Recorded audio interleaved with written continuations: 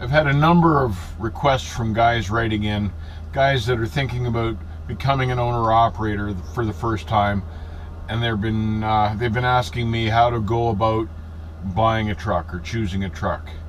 And it's a valid question because it's a very important thing.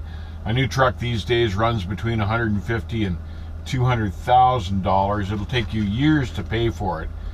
So you want to get it right. It's important that you get it right. There are a number of steps you should go through to do this correctly. The first step is choosing a dealership close to you that handles the type of truck that you want to buy. And you might think that, geez, you know, there are Peterbilt dealers all over the country. I could buy it from any one of them. I can get it serviced anywhere I want. You'd be surprised the number of times you don't want to spend your downtime in a shop away from home. It's a lot handier a lot of the time just to take the truck home and take it to the local dealership and have your wife pick you up when you're getting work done to the truck. So you'll be surprised how important it is to have a good dealership that's convenient to where you live. Find a good salesman to help you spec this truck out and build it. Salesmen are like anybody else. There's good ones, there's mediocre ones, and there's bad ones.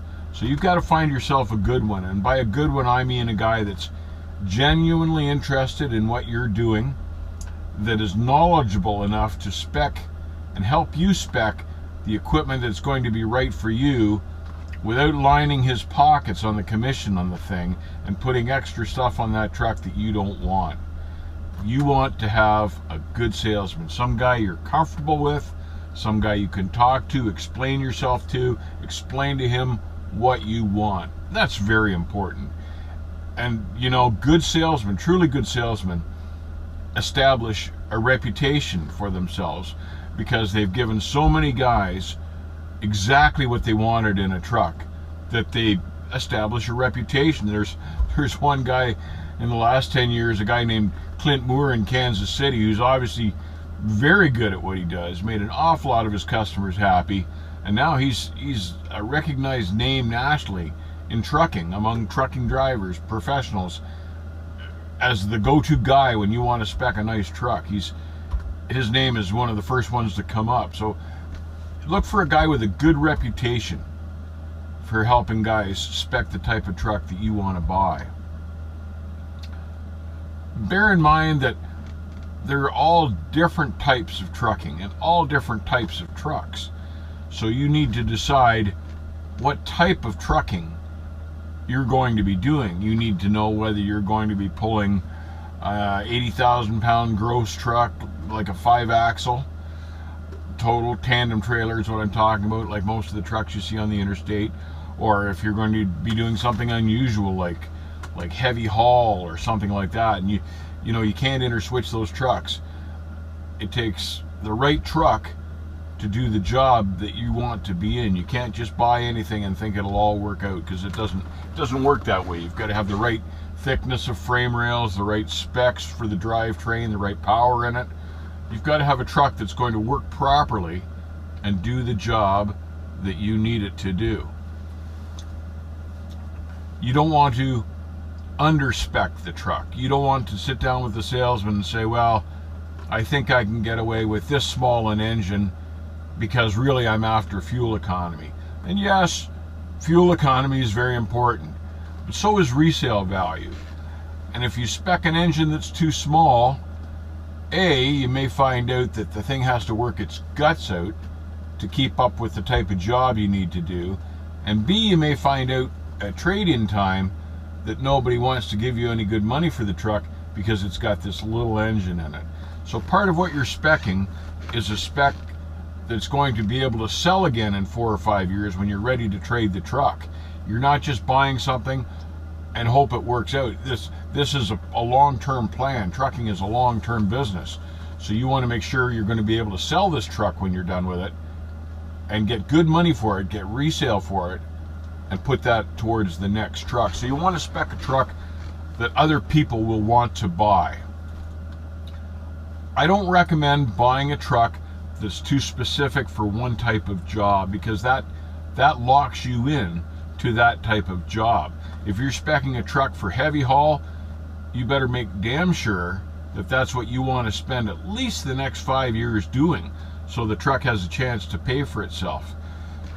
I try to avoid speccing a specialty truck because I like something a little more versatile.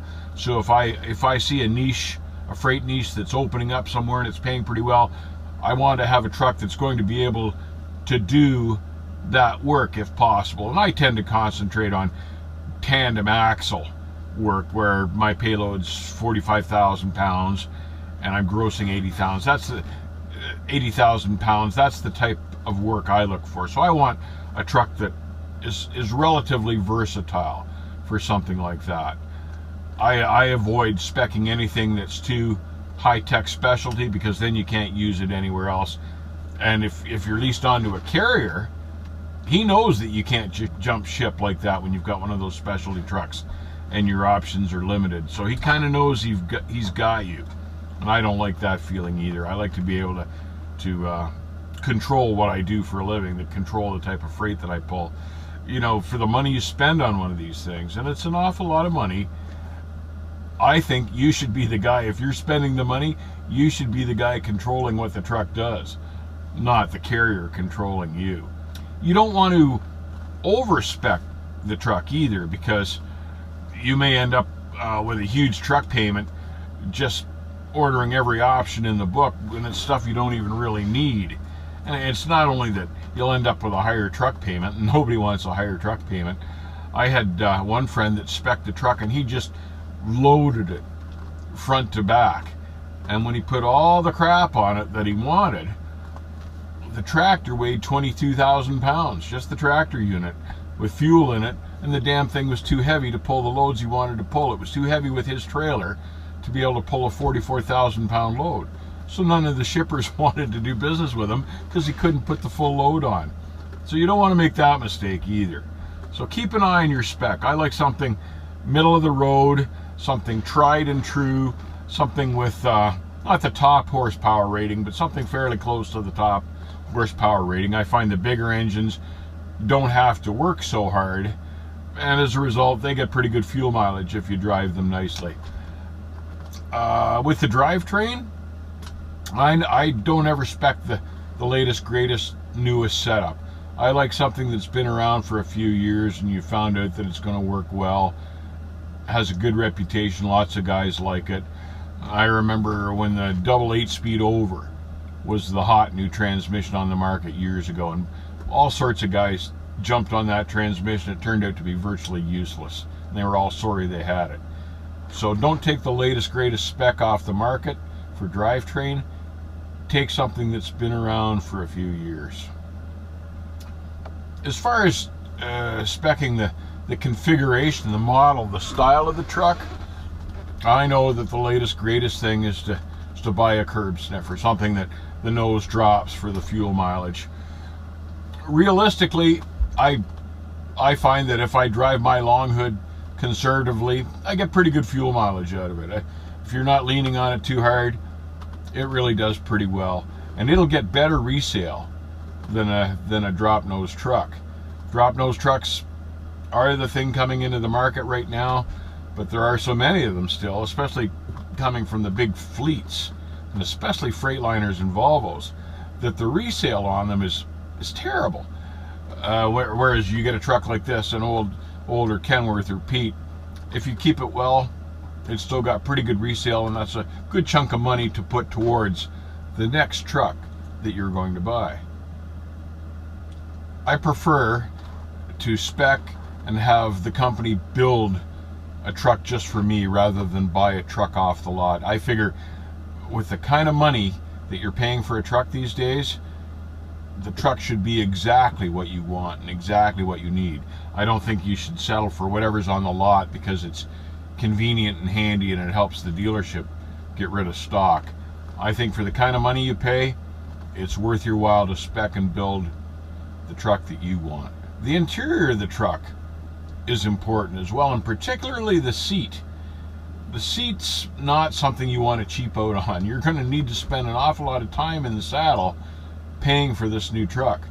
It's important the thing is comfortable, so don't take the bottom seat on the option list.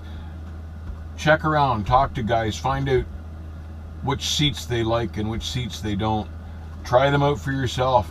Don't cheap out on the seat. Buy a really good seat. This is the seat that I spec in my truck, the Wide Ride 2 by Bostrom. Very comfortable seat. A little extra money, but well worth it, I think. One of the things you need to consider when you're specking is the size of your tires. And you'll need to determine what size or what height of tire that you need before you finish specking the rest of the driveline, because the size of the tire will have an impact on the final drive ratio that you use from the transmission through the rear ends. Another consideration, the size of the bunk. The bigger the bunk, the more money you'll spend. Or do you even really need a bunk at all? Perhaps you can just stay the occasional night in a hotel and cost that out. Something else you should be thinking about is what color you want your new truck.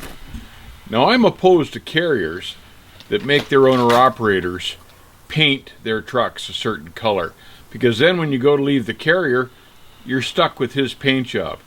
I think for $150,000 to $200,000 a truck, you should be able to choose the color of paint you want on your truck.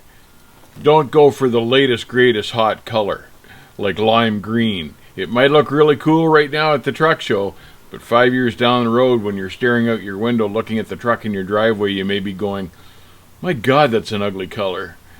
Try to stick with something fairly neutral and versatile that still looks sharp. A lot of guys like white, and white trucks when they're clean always look good. It's also a very rewarding process to put the time and the effort into building a truck for yourself and then finding out that it works exactly the way you want it to, and it's the truck that you're satisfied with. It's the truck that you wanted.